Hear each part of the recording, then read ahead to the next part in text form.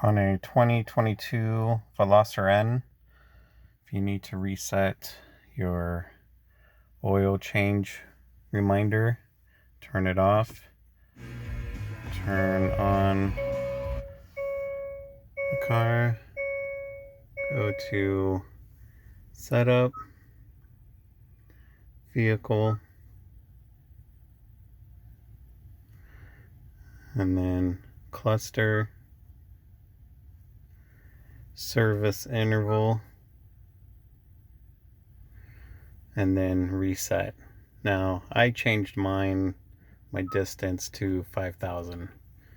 It would be 5000 miles.